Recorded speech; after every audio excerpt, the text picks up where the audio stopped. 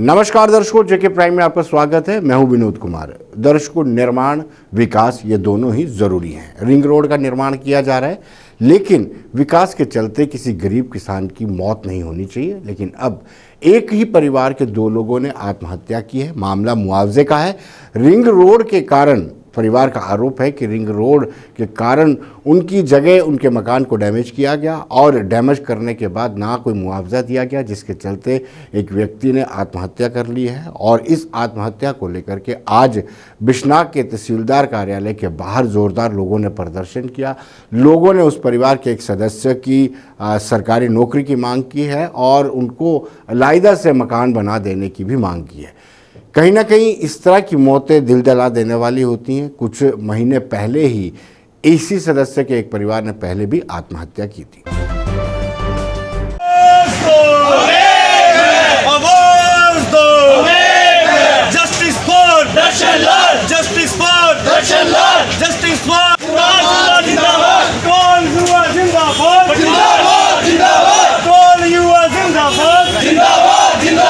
दर्शन लाल जी को इंसाफ दो, इंसाफ दो, इंसाफ दो, जवाब दो, जवाब दो, जवाब दो। तहसीलदार साहब बाहर आओ, बाहर आओ, बाहर आओ। तहसीलदार साहब बाहर आओ, बाहर आओ, बाहर आओ। जय Bhim.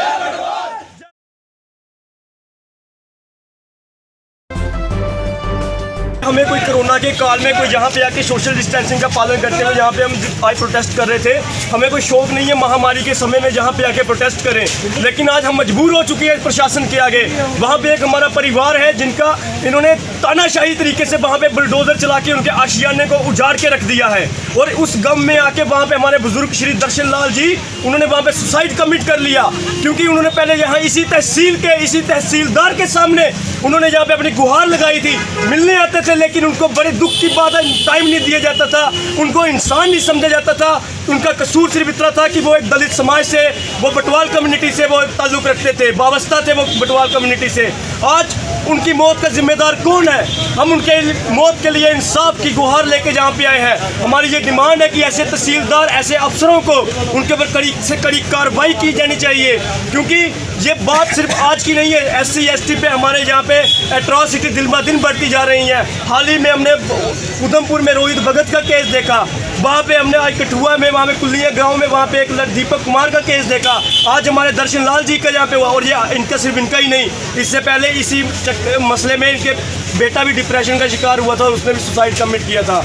It is high time now to take any further steps and inquiry in this suicide case. This is not suicide. This is the murder of our Darshan Lal ji, and this is the organized murder by administration.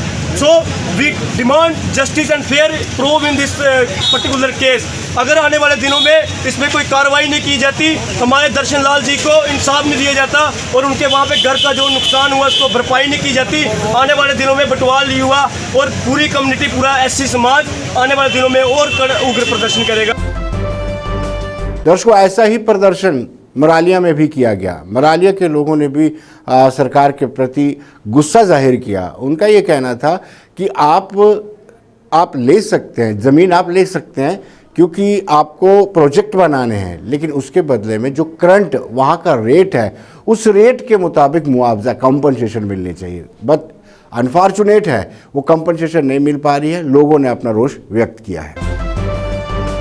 आत्महत्या करने से बचाओ किसानों को, आत्महत्या करने से बचाओ किसानों को, आत्महत्या करने से बचाओ किसानों को, आत्महत्या करने से बचाओ। हमारी मांगे पूरी करो, हमारी मांगे पूरी करो। किसानों को आत्महत्या करने से बचाओ, किसानों को आत्महत्या, हमारी मांगे पूरी करो, हमारी मांगे पूरी करो। रिंग रोड की मांगे पूरी करो, रिंग रोड का उचित मुआवजा दो, हमारी मांगे पूरी करो, हमारी मांगे पूरी करो। रिंग रोड का उचित मुआवजा दो, रिंग रोड का उचित मुआवजा दो, हमारी करो, हमारी मांगे पूरी करो, हमारी मांगे पूरी करो। Ring road.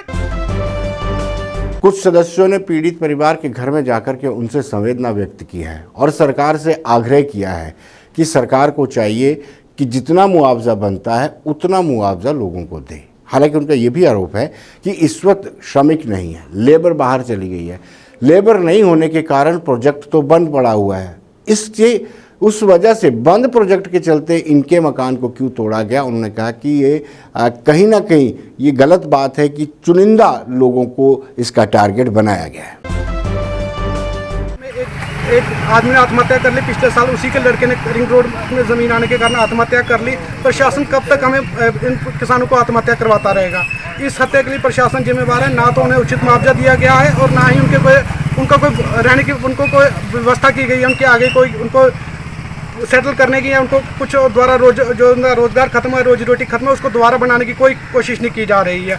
अब क्या करेगा किसान फिर आत्महत्या ही करेगा ना। और हमें ये कहा जा रहा है कि हम नए टोल प्लाजा खोल रहे हैं किस लिए कि हमें रोड चाहिए। ये टोल प्लाजा तो आप खोल रहे हैं, लेकिन किसान मर रहा है जिसकी ज़मीन पे आपने रिंग रोड बनाया है, और ना ही उसको कोई उचित मुआवजा मिल रहा है और ना ही कुछ। परेशान होकर किसान आत्महत्या करो, और भविष्य में अगर ऐसा हुआ तो सरकार ही जिम्मेवार है। ये रोड जो राया मोड़ से लेकर अखनूर तक चला गया है, लेकिन किसी को उचित मुआवजा नहीं मिला। हर कोई रो रहा है, हर कोई तो परेशान है, लेकिन कोई सुनने वाले ना। तो प्रदेश भाजपा सुन रही है जो जम्मू के ठेकेदार बनी हुई है, ना कोई और पार्टी इस मुद्दे को आगे लेकर जा रही है। लेकिन आने वाले चुनाव में ये बहुत भारी पड़ेगा। किसानों को बचाओ। आप कहते हो कि हम किसानों की आय दुगनी करना चाहते हैं, किसान अन्नदाता है, लेकिन अन्नदाता का ये हाल है। दर्शकों, टोल प्लाजा का मामला तूल पकड़ता जा रहा है। आज पैंथर्स पार्टी के लोगों ने प्रोटेस्ट किया और सरकार से मांग की कि इस टोल प्लाजा को वापस किया जाए।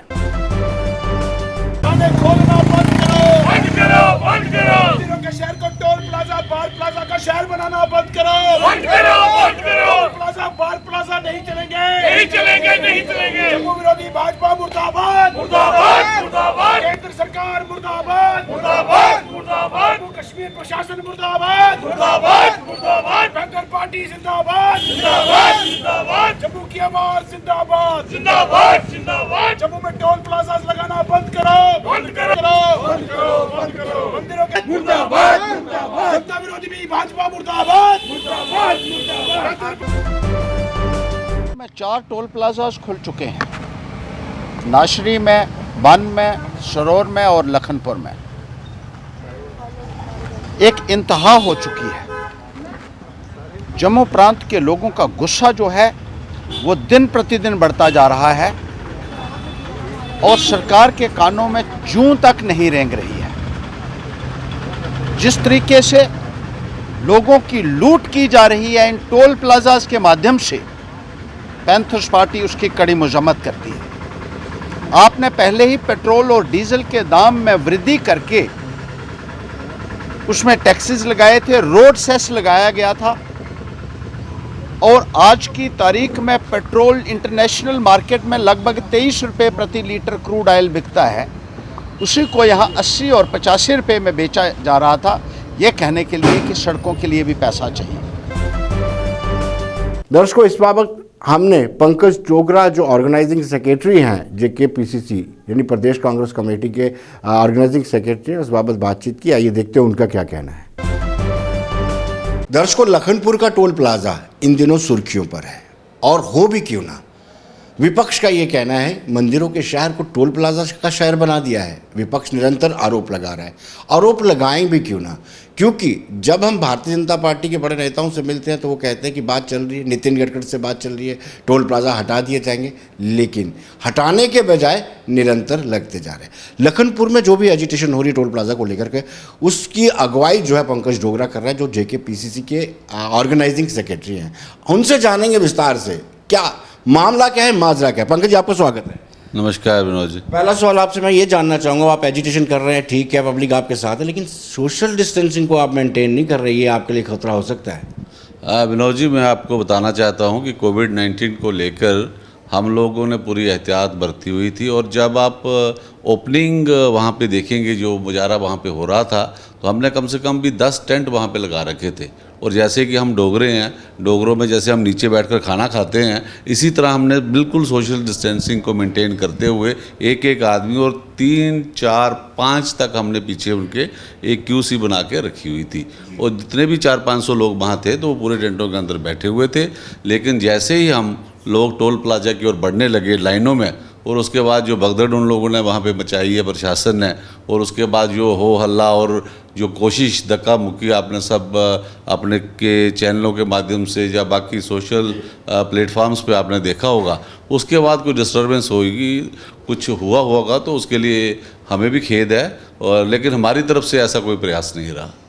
पंकज जी, भारतीय जनता पार्टी का ये आरोप है कि ये जो नोटिफिकेशन है, ये नोटिफिकेशन 2014 में थी। 2014 में जब यूपीए की सरकार दिल्ली में थी और जम्मू कश्मीर में कांग्रेस और नेशनल कॉन्फ्रेंस की मिलीजुली सरकार थी।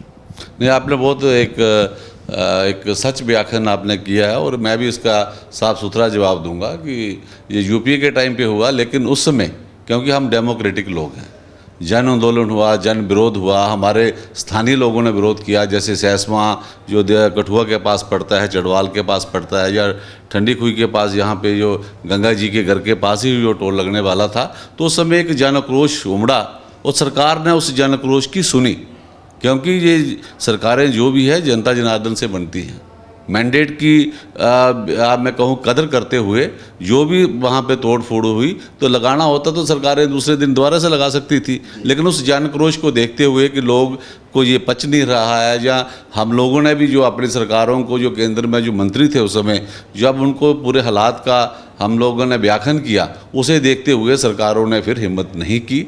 और आज आप देखिए कि जो लोग आपसे इस तरह की बातें कर रहे हैं, इस समय तो उनको स्पष्ट जनादेश मिला हुआ है, यहाँ भी ड्यूटी बनाई हुई है, परोक्ष रूप से यहाँ भी उनकी सरकार चल रही है, तो किसको चिट्ठियाँ, किसको पत्र, किसी का अफसाना वो सुना रहे हैं, तो ये बात कोई हजम होने वाली नहीं है।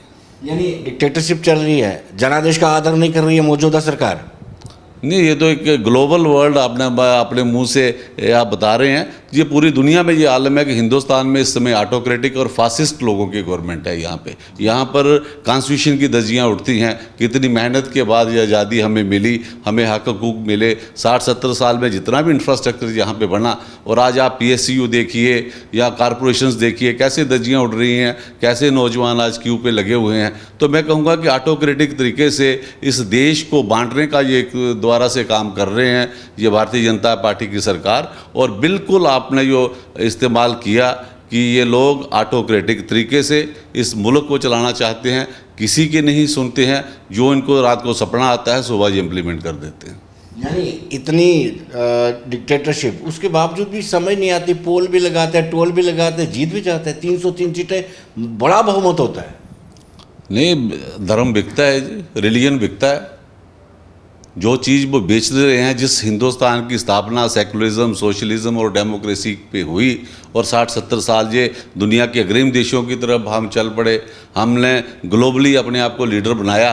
और जब धार्मिक उन्माद आता है, चाहे वो किसी भी कास्ट का हो, ये धार्मिक उन्माद के चलते चलते ये हमारे लोगों को उस रुख की ओर ले गए, उस धार्मिक एक मैं कहूँगा कि जो बलबला इन्होंने एक रेज कर दिया हुआ है, उसका जो है खमियाजा जनरेशन्स आने वाली भुगतेंगी। और ना तो आपको माफ़ करेंगी और ना मुझे माफ़ करेंगी कि क्या हिंदुस्तान गांधी नेहरू ने दिया था और क्या हिंदुस्तान जी मोदी और अमित शाह 2 गुजराती आज दे रहे हैं। 2 गुजराती वो थे सरदार पटेल और महात्मा गांधी, जिन्होंने अहिंसा के बल पर आज़ादी को दिलवाई। और उसके बाद जब डेवलपमेंट की बात आई तो सरदार वल्लभ भाई पटेल और नेहरू जी ने मिलकर कितनी रियासतों को हिंदुस्तान में विलय किया, पूरा हिंदुस्तान खड़ा किया। और आज ये आमदा है, ये रियासत महाराजा गुलाब सिंह जी की रियासत। मुझे फ़ख्र है डोगरा होने में, मुझे फ़ख्र है इस बात का कि मैंने कभी अंग्रेज़ों की गुलामी नहीं की।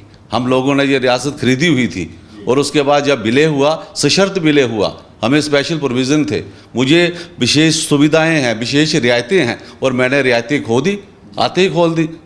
आते ही मेरे इस रियासत के टुकड़े किए गए, 3 टुकड़े के नाम पे कभी इन्होंने यहाँ पर सियासत की, और बाद में कहा कि यूटी आप लद्दाख को दे दीजिए, इसको भी आप यूटी बना दीजिए। हमने यूटियों को स्टेटों में बदलते हुए देखा होगा विनोद जी, स्टेटों को यूटी में बदलते हुए। आपसे सहमत हूँ, लेकिन आपने कहा कि इन्होंने दुकान में सामान रखा धर्म का, और धर्म की दुकान चला करके ये सत्ता तक पहुँचे, और सत्ता तक भी ऐसे पहुँचे कि 303 सीटें एक स्ट्रोक में ली। आपने भी अपनी दुकान में अल्पसंख्यकों को रखा था, मुस्लिमों को, क्रिश्चियनों को, आपकी दुकान नहीं चली। नहीं, आप ये कह लीजिए कि जो उस मुल्क का एक सोशल कह लीजिए या हमारा जो फ्रेमवर्क है, ये मेरा घर है, इसमें हर एक के लिए अपना अपना एक विशेष स्थान है। और मैं कहूँ कि मैं मेजॉरिटी में हूँ, मैं माइनॉरिटी को रगड़ के रख दूंगा, this is not possible.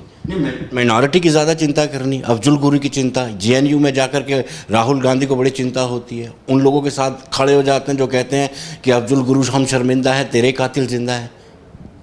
Afzal Guru के जो आप बात कर रहे हैं, मैं भी उसका इतना ही कंडेम करता हूं जितना भारतीय जनता पार्टी का कोई बड़ा सक्रिय कार्यकर्ता करता होगा। मेरे डोगरों ने इस अंतर्राष्ट्रीय सीमा पे भी खून दिया और हमने मिलिटेंसी में लड़ते हुए भी खून दिया हुआ है। और हम लोगों को अफजल गुरु को अपना मिलिटेंट कहते हुए कोई दिक्कत महसूस नहीं होती। यहाँ तक आपने राहुल जी की बात की, राहुल जी ने जेएनयू में ऐसा कोई वक्तव्य नहीं दिया, लेकिन एक वक्त साथ खड़े थे, वक्तव्य नहीं दिया। मैं कह रहा हूँ उन्होंने कोई ऐसा बयान नहीं दिया जो अफजल गुरु को डिफेंड करता हो, जहाँ अफजल गुरु को किसी भी तरह से सपोर्ट करता हो। लेकिन सपोर्टर के साथ खड़ा होना ही इसका मतलब होता है कि आप समर्थन कर रहे हैं। मैं आपकी इस बात पे आऊँगा, लेकिन इसके साथ जुड़ते हुए भी एक बात पे करूँगा। हम मंदिर में जाएं तो भी ये मंदिर के होंगे, हम कहीं अपना गुरुद्वारे में जाए, ये गुरुद्वारे अब जाना शुरू हो गए। बल्कि जो भी नैतिकता है, जो भी फ्रेमवर्क है, जो रास्ता है, हमें भारतीय जनता पार्टी दिखाएगी। और यहाँ तक आप कह रहे हैं, मैं आपको कुछ एग्जांपल्स देना चाहता हूँ। कोई जब एक स्टैब्लिश लीडर हो जाता है, कोई चीफ मिनिस्टर बन जाता है, प्राइम मिनिस्टर बन जाता है, सांसद बन जाता है, विधायक बन जाता है, तो एक आजकल जब से ये सेल्फीज़, सोशल मीडिया और ये स्मार्टफोन चले हुए हैं, आपके साथ कौन खड़े होके कहाँ से क्या शूट कर रहा है, कहाँ से कौन फ़ोटो ले रहा है, किस एंगल से ले रहा है, ये कोई पता नहीं चलता। वो तो जो भी नेता जी आता है आपके साथ बैठा हुआ है, हम किसी गांव में जाते हैं, 4 लड़के खड़े हो जाते हैं कि वकील जी आपके साथ फ़ोटो खिंचवाना है, तो मैं पहले करैक्टर सर्टिफिकेट तो नहीं विनोद जी मांगूंगा उससे कि पहले ही आप दिखाइए। आपकी आदत कुछ और ही मांग ली, सबूत मांगते हैं आप। एयर स्ट्राइक के सबूत मांगेंगे, सर्जिकल स्ट्राइक के सबूत मांगेंगे, सबूत मांगने की आदत नहीं, सबूत मांगने की आदत इसलिए है कि हम लोगों ने भी बड़े सर्जिकल स्ट्राइक किए, बहुत से एयर स्ट्राइक किए। 60-70 साल अगर हमने पाकिस्तान को 65 की जंग में, 71 की जंग में या 48 में उनको मुंह की खानी पड़ी भारतीय अपना पाकिस्तान को, तो उस समय पूरा विश्व देख रहा था। उसके बीच में भी जितने सर्जिकल स्ट्राइक हुए, लेकिन जब ये अपने सर्जिकल स्ट्राइक दुनिया को और हिंदुस्तान को और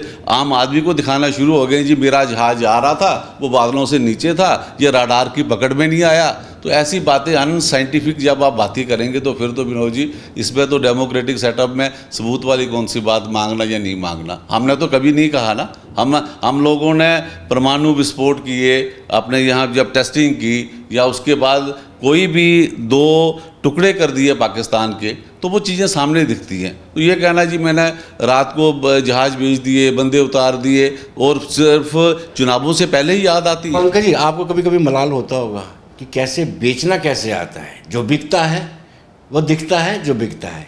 आपको मलाल होता होगा कि हम इससे पीछे रह गए, मैनेज करने में बीजेपी से हम बड़ी दूर रह गए। नहीं, आपका सवाल तो वाकई इंटरेस्टिंग है। हम तो जनता जनार्दन की, गरीब आवाम की, आम आदमी की, जैसे आपने कहा कि एक बिलो पॉवर्टी लाइन की चिंता में ही करते रहे और ये सौदा बेचते रहे। और गुजरातियों को वैसे सौदा बेचना आता है। आज देखें कि चाइना को हम बाइकाट कर रहे हैं और सबसे ज़्यादा जो इन्वेस्टमेंट अगर टाई अप्स चाइना के साथ होंगे तो गुजराती व्यापारियों के होंगे। मुझे कहा जाएगा कि दिवाली पे मैं वो लड़ियाँ नहीं लगाऊं, दिवाली में मेरा बच्चा कोई पटाखा ना फोड़े चाइनीज़ हैं, लेकिन ये पटाखे चाहे वो टाइल्स पे हो, टेक्नोलॉजी पे हो, मोबाइल पे हो, ये अपने बम पे गुजराती फोड़ेंगे, गुज्जू फोड़ेंगे, लेकिन बाकी चीज़ों को कोई अलाउड नहीं है। This is not possible. और ये 2 लोग जो इस समय गृह मंत्री और हमारे जो प्रधानमंत्री हैं, जनादेश मिला हुआ है, हम भी सम्मान करते हैं, लेकिन एक पॉलिटिकल वर्कर होने के नाते हम लोगों को भी 25-30 साल इसी फील्ड में देखते हुए ऐसा व्यापार हमने नहीं देखा राजनीति में कि सुबह कुछ शाम कुछ। जो जुमलेबाजी हमने यहाँ देखी, कभी 15 लाख, कभी यहाँ नौकरियाँ, कभी यहाँ पे हमने कहा कि स्मार्ट सिटियाँ बनेगी और हमने बोर्ड भी लगवा दिए। शायद मेरे बेचारे एडवर्टाइजमेंट वालों का कुछ भला हो गया होगा, इसके सिवाय किसी और बंदे का मैंने आज तक भला होते नहीं देखा विनोद जी। लेकिन पंकज जी, कहीं ना कहीं आपको ये मान के चलना पड़ेगा कि जिस तरीके से आप आरोप लगा रहे हैं कि जुमलेबाजी करते हैं, सब कुछ करते हैं, और अपनी तरफ से आप कह रहे हैं कि हम माइनॉरिटी का पूरा ख्याल रखते हैं, हम बिलो पॉवर्टी लाइन का पूरा ख्याल रखते हैं, गरीब तबके का पूरा ख्याल रखते हैं, फिर ग्राफ नीचे क्यों आ जाता है?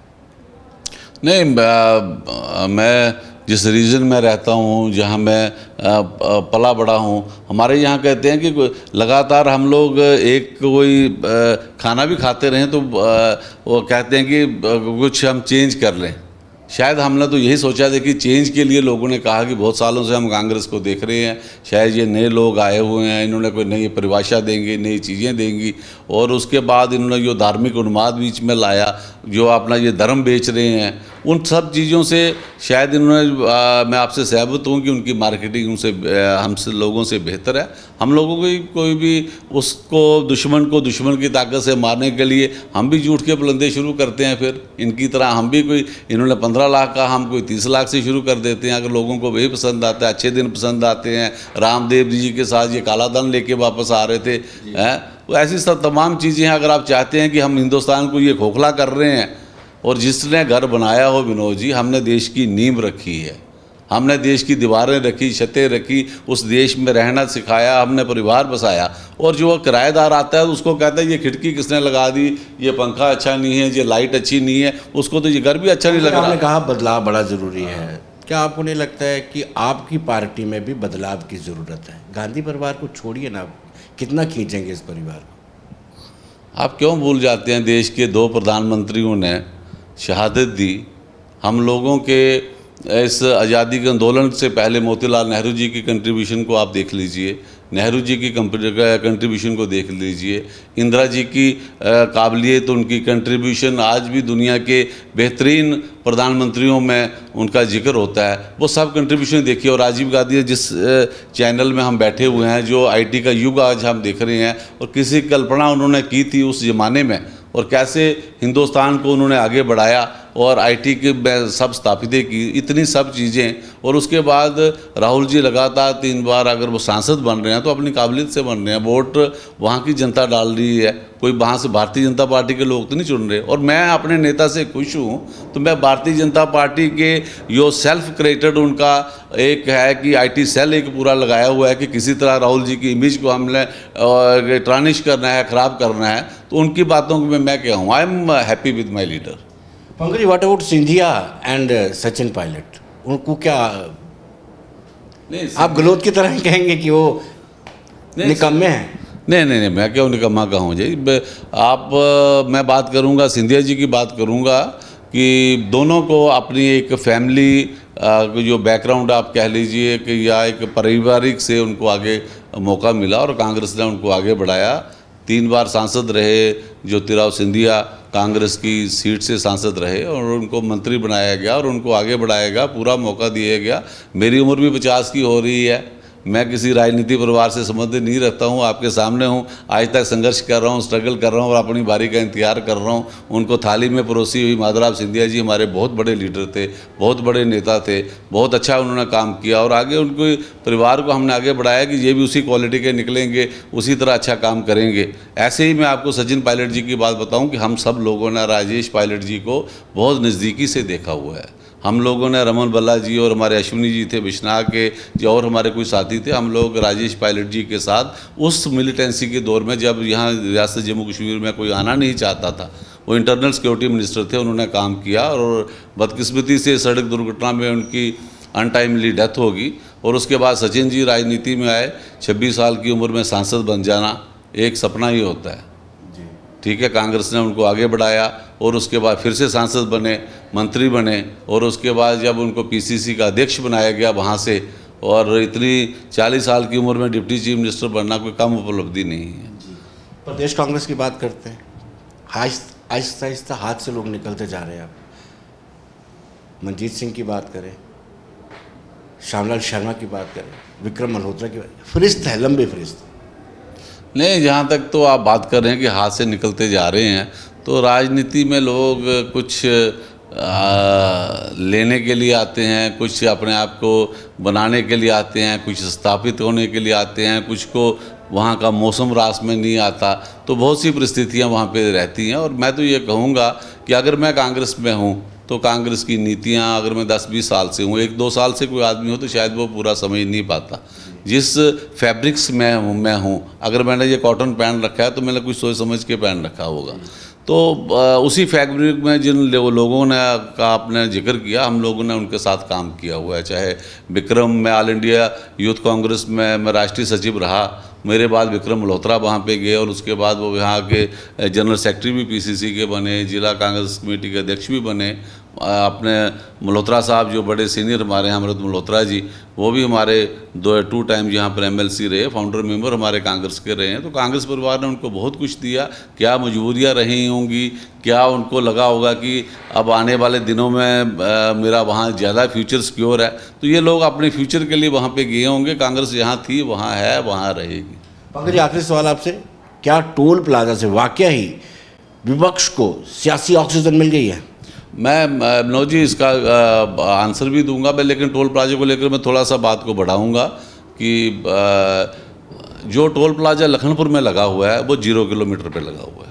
आप ये बात मान के चलिए, हम लोग यहाँ एक सवाल करते हैं, आपने बहुत से पूछा 60 किलोमीटर के बाद लगता है, मेरा तो 0 किलोमीटर पे लगा। मेरी रियासत यहाँ से शुरू होती है, आपने वहाँ भी मुझे गला दबा दिया। मैं दरवाजे से निकल रहा हूँ, आपने मेरा गला पकड़ लिया। मुझे दो ना आप वहाँ से 60 किलोमीटर, लखनपुर के बाद 60 किलोमीटर पे लगाओ, उसके बाद जहाँ बनता है वहाँ लगाओ जाके। लेकिन एक जर्नैली सड़क हमारी है, जो पहले अपना एक ट्रैक वहाँ से जम्मू से कठुआ चला जा रहा है, पिछले 47 से चला जा रहा है, उसी को आपने बीच में एक डिवाइडर लगा दिया। कोई ज़मीन का अपना अधिग्रहण नहीं किया, कोई अपग्रेड नहीं किया, कोई वहाँ पे आपने फ्लाईओवर नहीं बनाए, कोई कुछ नहीं बनाया। और ये आप नेशनल हाईवे पे जब टोल लगाते हैं तो ये 40 दिन के अंदर ही आपने लगाना होता है। 10 साल हुए, मैं भी सोया था, मुझे भी पता, मैं कठुआ से जम्मू आता जाता रहता हूँ हफ्ते में 2-4 बार, कि गड्ढे भी आते हैं रास्ते में, ट्राले वाला भी चल रहा है, मैं भी घुस के उसके बीच में क्रॉस कर रहा हूँ, ना कोई सुविधा हो। मैं सोचता हूँ मेरा टोल बच रहा है, चलो जी कहीं हल्का फुल्का की गाड़ी लग भी जाएगी, वो टोल वाले पैसे से गाड़ी रिपेयर करवा लेंगे। आपने सड़क अपग्रेड नहीं की, आपने सुविधा नहीं दी, आपने कोई एम्बुलेंस नहीं वहाँ पे दी, कोई टॉयलेट नहीं बनाए। आप लोग, मैं कहता हूँ कि आप भी मेरी तरह भुगतेंगे, आप लोग उनको क्यों नहीं पूछते हैं? आपको भी उनको पूछना चाहिए। आप जब इंटरव्यू लेते हैं भाई, मुझे भी इस रियासत का नागरिक होने के नाते ये टोल प्लाजा जो है ये हमारे यहाँ पे बनता ही नहीं है। मेरे कठुआ में तो बिल्कुल नहीं बनता, ये 60 किलोमीटर की बात ही छोड़े। आप, मैं पंजाब से इंटर किया, आपने मेरा गला पकड़ लिया कि आप स्टेट में क्यों आए, दे टोल प्लाजा, दे पैसे, दिस इज़ नॉट फेयर। और दूसरी जो आपने कही कि ऑक्सीजन, मैं सियासी ऑक्सीजन की मैं बात कहूँगा कि जन आक्रोश उमड़ पड़ रहा है। आप अगस्त 5 के बाद को देखें, आपने 370 तोड़ी, हम समझ सकते हैं कि आपका कोई पॉलिटिकल एजेंडा रहा होगा, लेकिन आपने रियासत को ड्यूटी में बदला। नौजवानों को कहा कि हम नौकरियां देंगे, कभी 50,000, कभी लाख, कभी उसके बाद आपने बड़े बड़े सपने दिखाए, यहाँ इंडस्ट्रियलाइजेशन होगी, यहाँ पे इन्वेस्टमेंट्स होंगी, यहाँ पे नौकरियों की बुशार हो जाएगी, यहाँ कोई बाहर से लोग होटल इंडस्ट्री के लिए आएंगे। और मेरे यहाँ तो एक पर्यटन स्थल जो अपने माता वैष्णो देवी जी अमरनाथ यात्रा है, वो अब तो ये नारा होगा, नारा क्या होगा, जो हम एक किस्म से बोलते हैं ना, जय माता दी, जब भी जाते भगता पौड़ी पौड़ी चढ़ता जा तो जय माता दी करता जा, उन्होंने वो टोल पे टोल दिंदा जा तो जय माता दी करता जा। तो सियासी ऑक्सीजन हमें पहले से बहुत मिल रखी थी, ये तो हम पे विस्फोट हुआ है, ये तो हम पे बम फूटा है। और जो आक्रोश है, ये मैं आपको बता दूं विनोद जी, कोविड के चलते जो पहला सवाल आपने आते हैं मुझे एक स्नप कर लिया कि कोविड के चलते आपने वहाँ पे उस दिन धक्का मुक्का इतना हुआ या जो सब कुछ हुआ, दिस इज़ नॉट फेयर। तो मुझे खेद है, लेकिन मजबूर किया गया हमें घरों से निकलने के लिए। लोग तैयार बैठे हुए हैं, इतना जन सलाब, मैं कहूँगा इतना आक्रोश वहाँ उमड़ेगा, इनसे संभलेगा नहीं। और जितने भी लोग कह रहे थे मैं जेसीबी लेके जाऊंगा तो मैं टोल प्लाजा उखाड़ दूंगा, और ट्वीट पे ट्वीट मेरे पीएमओ सबसे ज़्यादा वोटों से कठुआ से उनको मिलते हैं, और कठुआ के लोगों को ही उन्होंने यहाँ से पकड़ा। और इन सब लोगों की मिलीभगत है। भारतीय जनता पार्टी की टोल प्लाजाओं में पूरी की पूरी हिस्सेदारी है, और ये एक ऑर्गेनाइज्ड लूट है। इनके जो कॉरपोरेट ऑफिस, हेड ऑफिस आप दिल्ली में भारतीय जनता पार्टी का 5 स्टार नहीं कहूँगा, 7 स्टार ऑफिस देखते हैं, हर ज़िले में जो इनका ऑफिस देखते हैं, चाहे त्रिकुटा नगर वाला आप इनका दीजिए जहाँ आप भी कभी कभी दिखते हैं, ये सब टोल प्लाजाओं की जो लूट है, जो मेरी जेब काटी जा रही है, जो मेरे ये उखाड़े जा रहे हैं, वहीं से पैसे आते हैं, इनके दफ्तरों में लगते हैं, इनके एसीओ में लगते हैं। ऐसे नहीं देखते आपकी इतनी रोज़ लिस्टें निकल रही हैं, चल मोहल्ला सेक्रेटरी, चल ब्लॉक सेक्रेटरी, चल जिला सेक्रेटरी, चल प्रदेश सेक्रेटरी। तो ये इतना बड़ा इन लोगों ने एक लूटों का अड्डा बना रखा है। है और अपने लोगों को ये कंसोलिडेट कर रहे हैं अपने आप को कि 17 सालों के बाद हमें स्थापित होने का मौका मिला है, पता नहीं ये दिन फिर आएंगे या नहीं आएंगे, जितना लूटना है लूट लो। ये झटका जो कहते हैं ना कि हलाल और झटके में फ़र्क होता है, ये झटके से ही काम चला रहे हैं कि जितना एक बार नोचना है इनको नोच लो, हमें नोच ले हैं ये। बहुत बहुत शुक्रिया पंकज जी, धन्यवाद। तो दर्शकों, बने रहिए देश दुनिया की खबरों के लिए और मुझे दीजिए अनुमति। नमस्कार।